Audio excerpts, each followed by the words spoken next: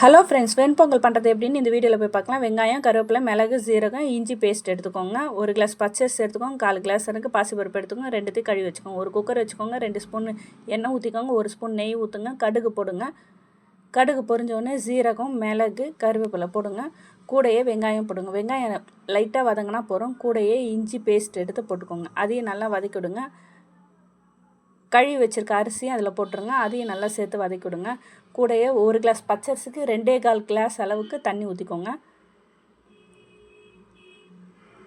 பொங்கலுக்கு தேவையான அளவுக்கு உப்பு போட்டுக்கோங்க. இது நல்லா மிக்ஸ் பண்ணிவிடுங்க. ஒரு கொதி வந்தோடனே குக்கர் போட்டு மூடி வச்சுருங்க. இது ஒரு 3 விசில் வந்தோடனே ஆஃப் பண்ணிவிடுங்க. இது ஒரு ஆப்ஷனல் தான். ஒரு கடாய் வச்சுக்கோங்க. 2 ஸ்பூன் நெய் ஊற்றிக்கோங்க. கூடயே முந்திரி பருப்பு போட்டுக்கோங்க. இது நல்லா வறுத்து அதில் போட்டுக்கோங்க. இது கடை மாதிரியே டேஸ்ட்டாகவும் இருக்கும், நல்ல மணமாக இருக்கும், நெய்யோட மணமும் இருக்கும்.